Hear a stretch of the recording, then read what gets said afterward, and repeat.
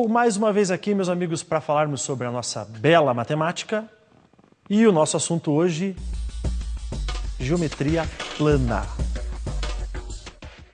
E da onde vem a palavra geometria? O que significa geometria? Se você fizer uma tradução bem literal, geo, terra, metria, medida. Mas se você procurar as origens da palavra geometria, você vai ver que elas começaram como medidas de terra e claro que hoje em dia a geometria tem um significado muito mais amplo. Para vocês terem uma ideia, as margens do rio Nilo sempre foram muito férteis. E muito tempo antes de Cristo, havia muito plantio às margens do rio Nilo. Acontece que quando tinha uma chuva muito forte e haviam as enchentes, quando a terra era coberta pela água, os fazendeiros, os agricultores, chame como você queira, eles, quando a água baixava, não sabiam onde é que começava a terra de um e terminava a terra do outro. E aí o faraó mandava medir a terra. Tanto que existe um verbo em grego, que é geometron, que significa isso, medida da terra. Mas a origem é essa. Vem lá dos tempos de muito antes de Cristo. Essa geometria que a gente vai ver agora é a geometria que a gente chama de geometria plana. É uma geometria que se preocupa com duas dimensões. Sendo bem simplista, comprimento e largura. Mas é a geometria onde temos as figuras no plano.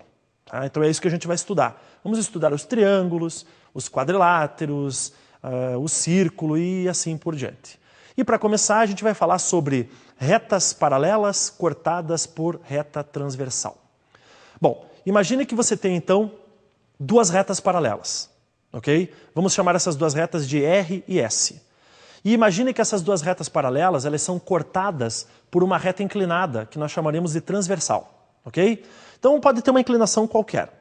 Quando essa transversal corta as paralelas, são formados 8 ângulos. Esses 8 ângulos são, ao todo, 4 agudos e 4 obtusos. Professor, o que é ângulo agudo mesmo? Ângulo agudo é aquele que tem medida entre 0 e 90 graus. Lembrou? E o que é ângulo obtuso? É aquele que tem medida entre 90 e 180 graus. Combinado? Então, você tem aí o quê? 8 ângulos, sendo que 4 são agudos, certo? Esses 4 menores aí da figura. E nós temos 4 ângulos maiores, que são os 4 obtusos, maiores do que 90 graus. Ok? O que acontece é assim, os 4 agudos, eles são sempre congruentes. Congruentes? O que significa isso, Domingos? Congruente significa medidas iguais. Então você pode dizer assim de uma maneira mais livre, que são 4 ângulos iguais, iguais em medida. Então os 4 agudos, os 4 pequenos, têm a mesma medida, ok? E os 4 ângulos obtusos, os 4 ângulos maiores, eles têm a mesma medida também. Segunda coisa importante é, se você somar um ângulo agudo com um obtuso, em qualquer posição, você pega um pequeno com um grande, um agudo com um obtuso, a soma vale quanto? 180 graus. E onde é que a gente aplica essa situação? A gente usa muito em muitas situações da própria geometria, gente, plana, espacial, geometria analítica, que ainda veremos, mas usa muito também nas aulas de física. Quando você tem certas situações da física, você depende de encontrar alguns ângulos para resolver problemas, e aí você encontra usando essa situação das retas paralelas com as transversais. Ok?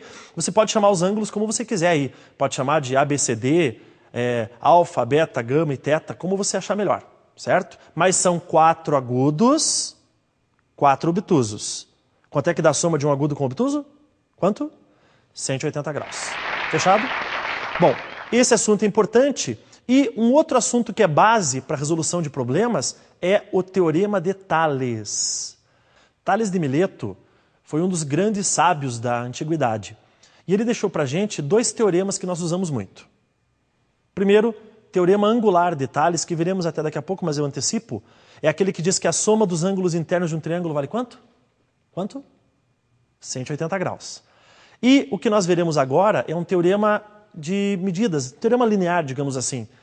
Pense na seguinte situação. Nós temos retas paralelas, um conjunto de retas paralelas.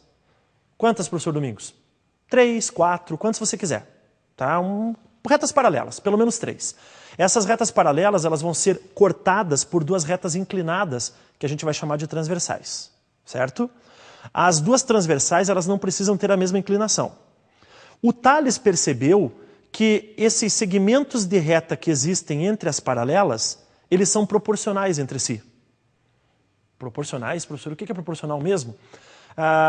Se um segmento é o dobro do outro, que estão entre as mesmas paralelas, então nas outras paralelas haverá a mesma proporcionalidade. Então se o segmento é o triplo do outro, nas outras paralelas, entre as outras duas paralelas, também será o triplo. Existe uma proporção. E como é que a gente representa uma proporção na matemática? Nós representamos através de uma igualdade de frações, certo? Então, acompanhe comigo. Então, como nós podemos ver nessa figura, nós temos ali, gente, o segmento A, certo? O segmento B, o segmento C e o segmento D. Então, a gente pode montar a proporção, a igualdade de frações que eu mencionei. Como é que fica? A está para B, assim como C está para D. E como é que a gente resolve uma igualdade de frações? Como? Multiplicando cruzado. Se multiplica cruzado e você resolve. Então, vamos fazer um exemplo numérico? Me acompanhe nesse exemplo agora, veja. Então, nós temos ali o comprimento, gente, 2, o comprimento 4, o comprimento 5 e o comprimento x. Eu posso montar a proporção de que forma? Posso montar assim, ó. 2 está para 4, assim como 5 está para x. 2 sobre 4 igual 5 sobre x. Como é que eu resolvo isso? Multiplica cruzado. Ficamos com 2 vezes x igual 4 vezes 5. O 2 que está multiplicando você passa dividindo. 4 vezes 5 dá 20. Ficamos com 20 dividido por 2, x igual a 10.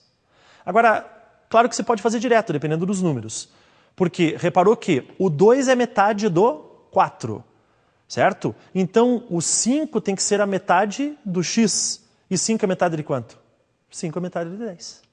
Muito simples, né, gente? Esse é o teorema de Thales quando a gente fala de segmentos proporcionais. Mais à frente veremos o outro que eu falei, que é o teorema angular, aquele que diz que a soma dos ângulos internos vale 180 graus.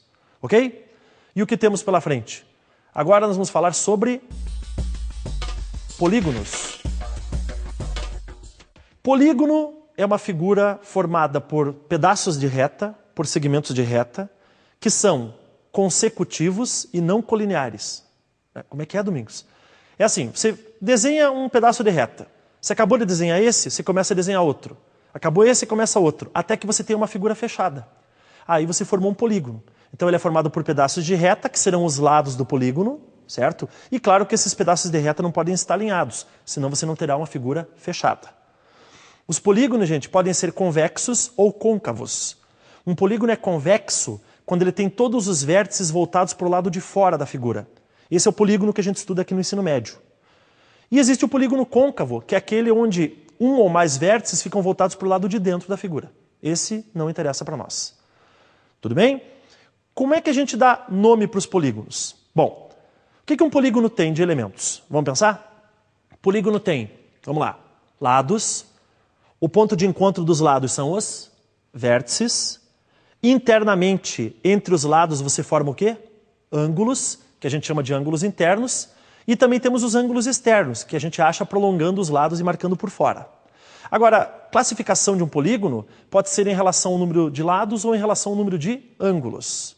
Por exemplo, na classificação, triângulo. O que é um triângulo? É um polígono que tem o quê?